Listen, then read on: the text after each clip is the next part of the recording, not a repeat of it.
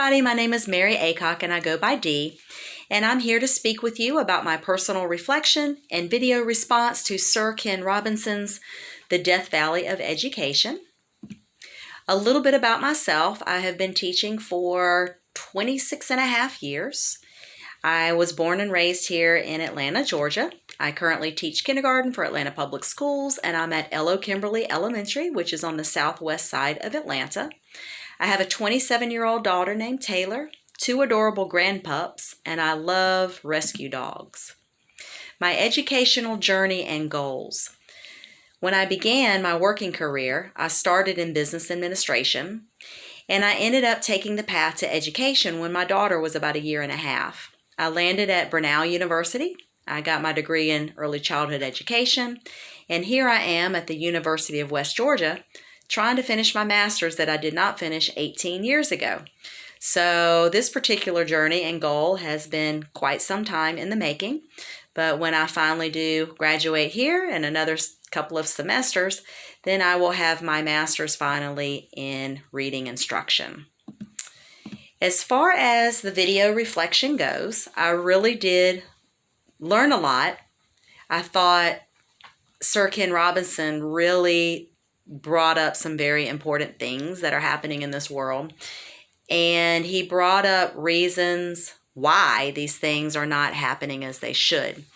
So he first talked about No Child Left Behind. As we all know, that should be left behind because millions of our children are still left behind, just as mentioned in the video. So with that, I started listening to what he was saying about the school dropout rates and about how much money we spend every year and all the things that we hear all the time over and over.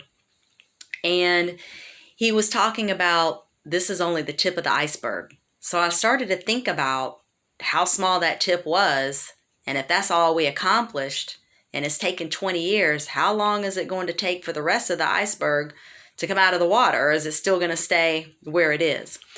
So I pondered on that turmoil and our kids that are still struggling and our teachers still going through the same rat race with all of it. And I did agree that we are going in the wrong direction.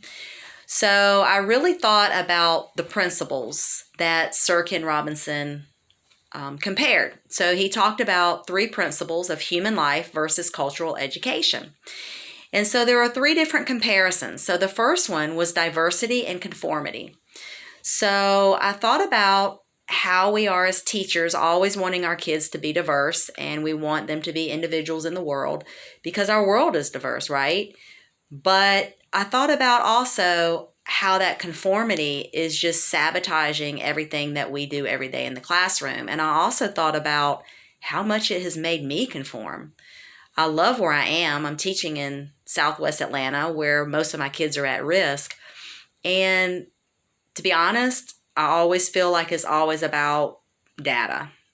How well do you look at the teacher because of the data? But then we're supposed to be all about the kids.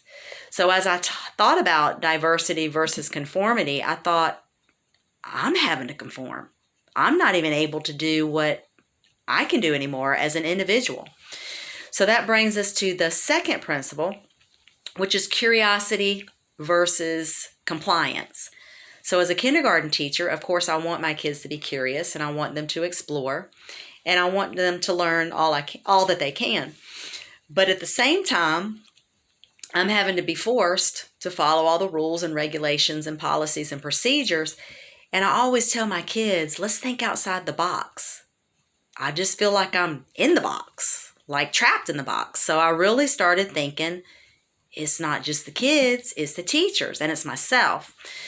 So the third analogy, the third principle here, is creativity and standardization. So we all know that we want to be creative as teachers, but then think about how much that creativity is just squashed. Like we go in like wanting to do all these great things in the classroom, and then here it comes. All the clipboards, the pens, the paper, the teaks, everything, right? So looking back at those principles, I can really see human life and cultural education. And it was just really like eye-opening to me. And I was just thinking how sad it actually is, that we have to go through all of this, all of these struggles, and we're still in the same place. So I started to think, well, I've got to apply that knowledge somewhere. So I was thinking about what Sir Ken Robinson was saying about the different sides of the world and how things are working in some places and not here. And then I started thinking about our own world, and all I'm thinking about right now is, instead of being diverse global individuals, I'm starting to feel more like a robot. So I'm starting to feel how our kids are feeling. So once that sunk in, I was thinking about the solutions, and I was thinking, the comparison of the desert really made me think. So we know that our kids can flourish, and we know what to do to get them to flourish, but I almost feel like I'm in shackles and chains sometimes. So it wasn't just about my kids, it was about myself, because we're all supposed to be working together in this universe to bring each other along, right?